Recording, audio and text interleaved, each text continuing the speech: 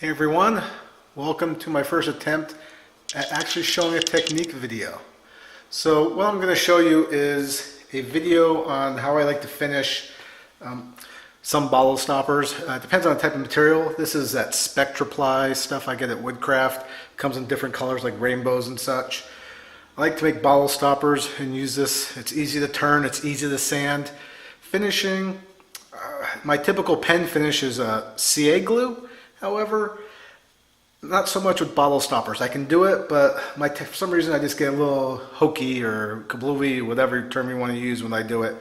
So I started using this Turner's finish from, what's it called? Let me grab the bottle here. It is General Finishes Wood Turner's Finish. And unfortunately, you know, it used to come in cans. I can't find them at cans anymore, so you get them in these like, 16 ounce, half pints or 8 ounce bottles at Woodcraft. And what I do is, with my finishing technique, the reason why I like cans is I dunk the item into the finish. Can't really do that with these little bottles, so I put them here in a little mason jar right down there. And I'll just show you what I do. So first thing I do is I turn on this is Penn State kits I like to use because I love the mandrel they have. It fits on top of this little adapter for my lathe. Unfortunately, it's too big for my lathe. If you have a mini lathe, this fits perfect. What it does is it's also a bushing at the same time. So, and since it's not one of those mandrels that's in a drill stock, if I get a catch, the tire thing doesn't come flying off. What I mean by that is I've had those drill stock heads come flying out at me. I'm sure I could probably tap it in harder with my persuader, but this works really well for me. It gives me something to go against. It's convenient. What I've done is I've backed it off the, hold on here, this little mandrel, maybe 3/8 of an inch or so. You can sort of see the gap there. And that just means if I go above it, if I get some finish, I don't have to really worry about it hitting way up here. I've done that. I've actually hit finish way up here. That's what this is. And you just clean it off. I have what I call scrap chisels. They're from Home Depot. I don't care if they get dinged or nicked. They're more just for cleaning crud like this off. So what I typically do is I'll just dip it in there a bit. Try and get, there we go. So it's good coating. I'll let it drip for a few seconds. All right, now it does raise the grain, but I'm going to do 6 or 7 coats, and by coat 3, that's no longer an issue. I just stick it on there. I've got my lathe. Right now it's turned down. I just go to the slowest. And I'll let that go for about 2 or 3 minutes. And this coat will be dry, maybe 5 minutes. I had my AC on here in the shop, so we're in the high 70s, low 80s. Temperature affects the drying time of this, obviously. So we'll check back in a few minutes and we'll see how it's going. All right, well, I'm back. So a couple notes. Remember I said take 3 to 5 minutes, whatever? No, I should have read the instructions again. I was thinking of another finish when I said that. I haven't done these in a while. That's why I was a little off here. It actually takes about 15 to 20 in this temperature right now. So you can see it doesn't really look like a whole lot has changed. It's getting there. There's just a little bit of buildup. I can feel the grain has been raised, especially on that edge right there.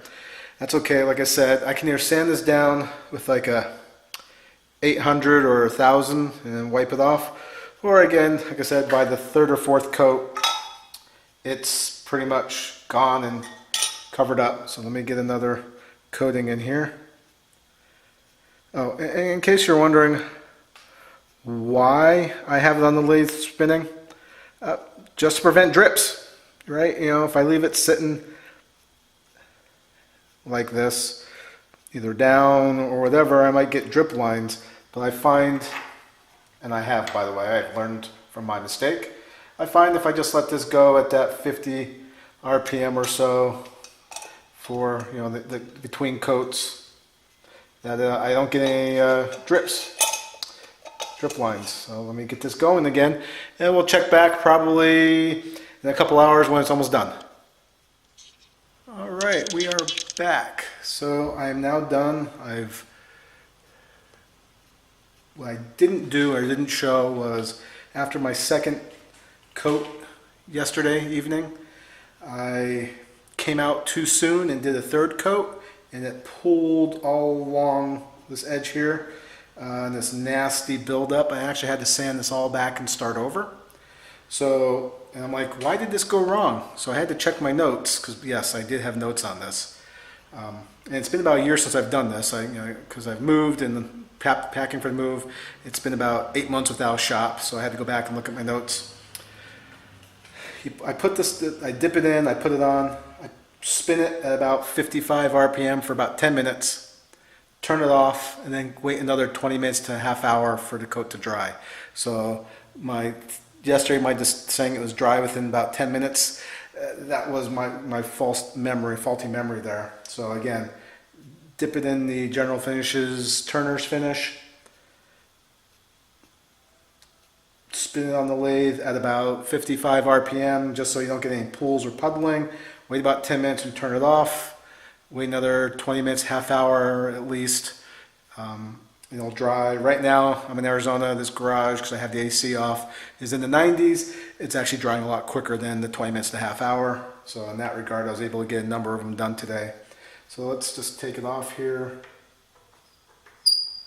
The beauty of this is it comes out really well. I don't need the sand.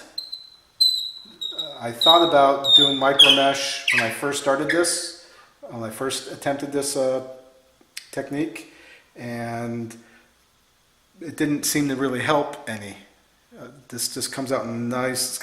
Now, when I say it's a nice feel, this is like a plasticky finish.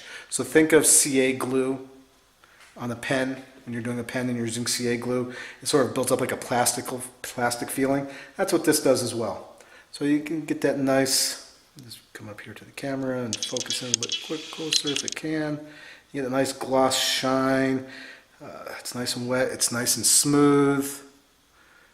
I gotta do a little cleanup here at the bottom of it, but that's simple enough. I can just take my Home Depot chisel and just clean out a little bit there to make it so no one notices it. And there's very little buildup here on my mandrel. I'll let it dry another day or so, or I can actually clean up right now with the chisel and just quickly go off with it. But this is nothing. Right now I can actually just crank this all the way back down, or actually what I have is a threaded insert.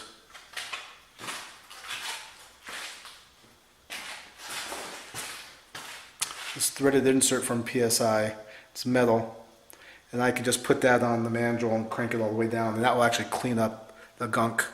So easy enough to do. It's a fun project. It is time consuming. It'll take, if you have to take the full 20 minutes to a half hour. This is 7 coats, so you're looking at a good 4 hours or so. For me, this was about 2.5 hours today. But since I work from home, I just put it in, go on back to my home office, and come back every 10 or 15 minutes. And I apologize for not having everything in focus, even though this is supposed to be an autofocus camera. It's not. I can see it's not following the everything there. It's like locking in and going with it. So it'll get maybe a better camera, or techniques will improve. We'll see. Thank you very much.